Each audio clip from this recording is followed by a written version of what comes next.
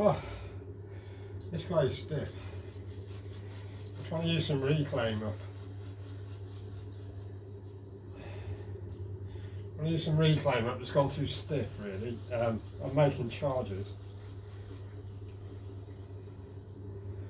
Hence the strained expressions on my face. I don't like stiff clay.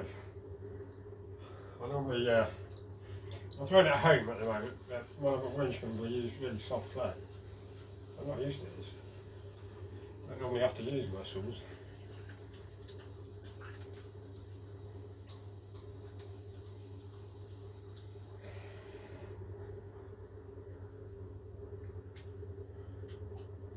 So, this is the last of it, so next time I won't leave it to dry up so long.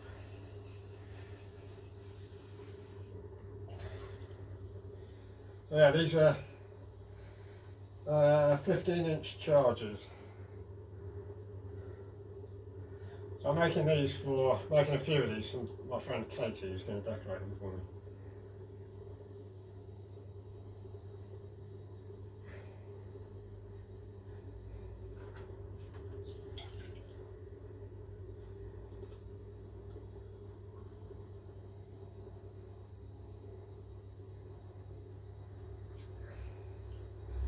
I just need to open this up and flatten it down. Make sure I've got the clay at the right thickness. It feels about right, but I'll check it in a second.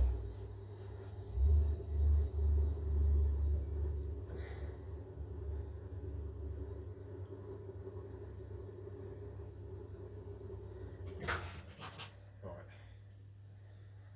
So, yeah. Pretty thick. They'll have a big foot on them.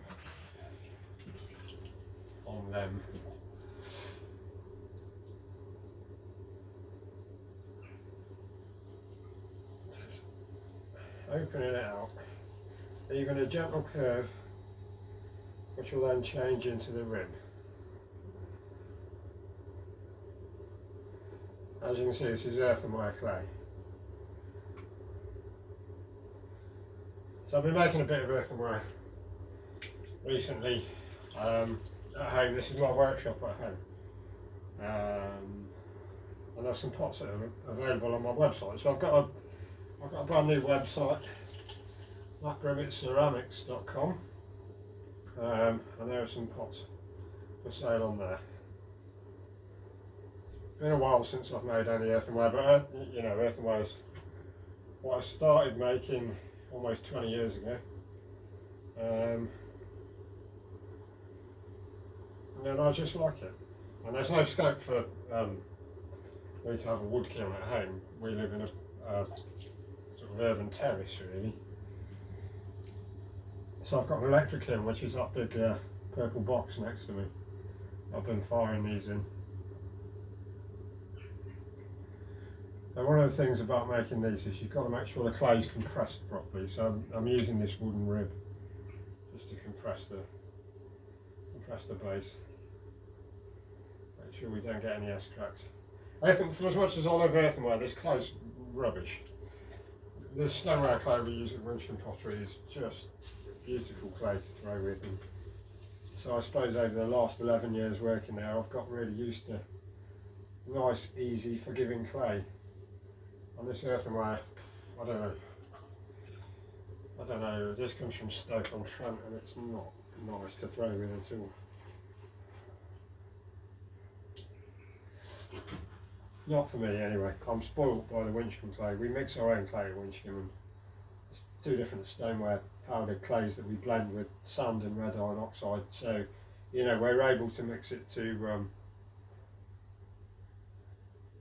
what we want. But this I'm just buying in a bag from Stoke-on-Trent, and it's you know, hit and miss.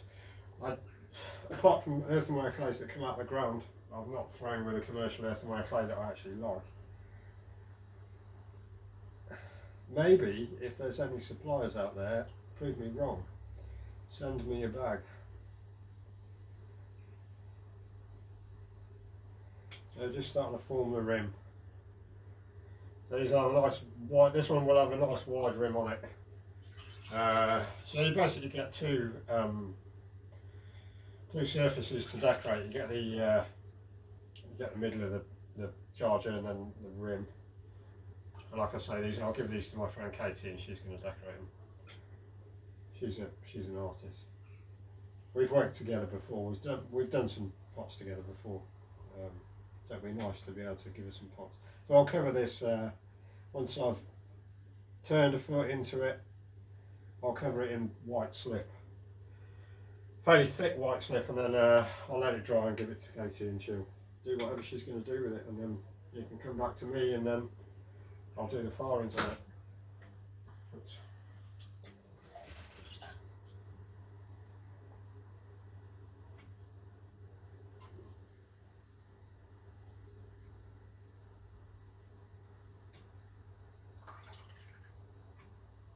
I really wish I could get hold of Flemington earthenware clay, but I can't. It's not available.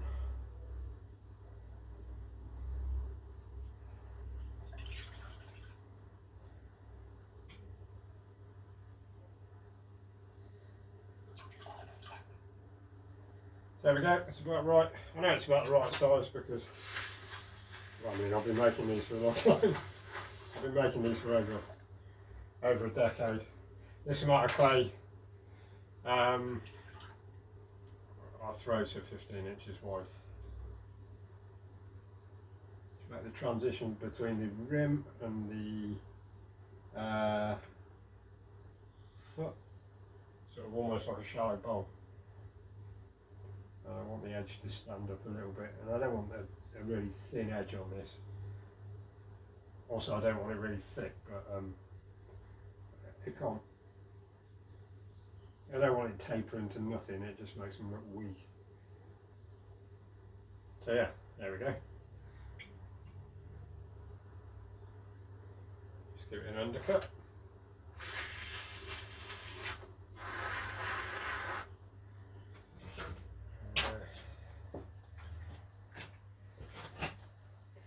Also, this I'm not used to this. This is my wheel. This is a small Shimpo. I'm used to big production wheels, and working on this is strange as well. It's not. It's quite powerful, but it hasn't got a very big splash pan. So if I'm not careful, everything goes everywhere. And I haven't got water in this garage either, so I've got a bucket of water on the floor here that I'm using. Anyway, there we go. Let's get my wire.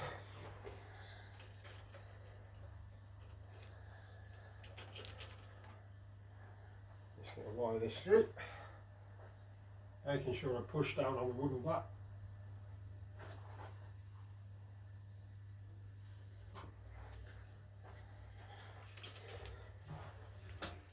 Switch the wheel off. There we go. That's a 15-inch wide charger. And there's a few I've made over here already this morning. So there's 3 more.